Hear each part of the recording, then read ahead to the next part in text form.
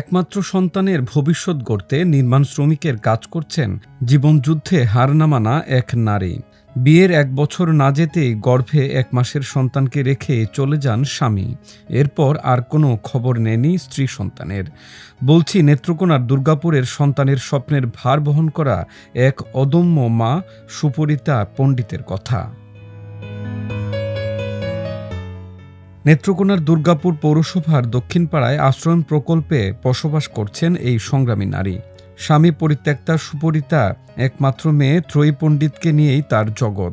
মেয়েকে পড়াশোনা করিয়ে মানুষের মতো মানুষ করে গড়ে তুলতে নিজে রাজমিস্ত্রির মতো কঠিন পেশা বেছে নিতে বাধ্য হয়েছেন। মেয়ে ত্রয়ী বর্তমানে স্থানীয় একটি বিদ্যালয়ের 6ষ্ঠ শ্রেণীর ছাত্রী।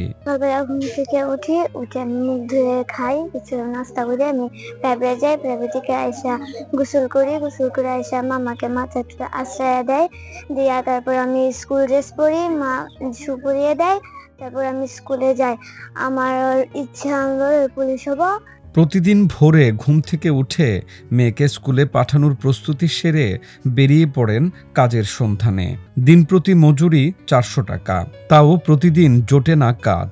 এই সামান্য আয়ে চালাতে হয় মেয়ে ত্রয়ীর লেখাপড়ার খরচ, বই খাতা ও সংসারের অন্য খরচ। সংগ্রামী নারী সুপরিতার স্বপ্ন মেয়েটা যেন পড়ালেখা করে মানুষ হয়। রাজমিস্ত্রি কাজ করে যে টাকা পাই, এই টাকা দেওয়া আমার শরীর লেখাপড়া করা চলে না, মাইনা চলতে হয়। 1500 টাকা দিয়ে স্কুলে ভর্তি করেছি। প্রাইভেটের টাকা আছে 1000 টাকা দিতে হয়। প্রাইভেটের টাকা যুগালি রাজমিস্ত্রি কাম করে তোমার পাই আমি 400 টাকা। আমার কি করবাম হবে সংসার, যে মেয়েরা ইলে তো সাথী ধরা লাগবে। আমার মেয়ের ইচ্ছা পুলিশ অফিসার হবে।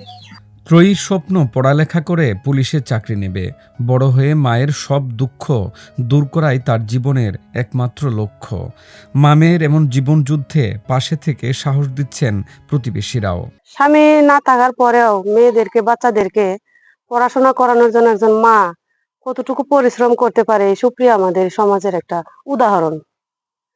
আমরা সবাই সুপ্রিয়াকে, আমার এলাকার আমাদের মহল্লার সুপ্রিয়াকে উৎসাহ দিয়ে তার মেয়েটাকে যেন সে তার লক্ষ্যে পৌঁছাতে পারে। সরকারের যদি ওনার দায়িত্ব নিতেন, ওনার পরিবারের দায়িত্ব নিতেন, তাহলে হয়তো ভালো হইতো। এই মায়ের স্বপ্ন পূরণ করতো, তার মেয়েরে স্কুলে লেখাপড়া করাইতেছে এই রাজমিস্ত্রি কাজ করে।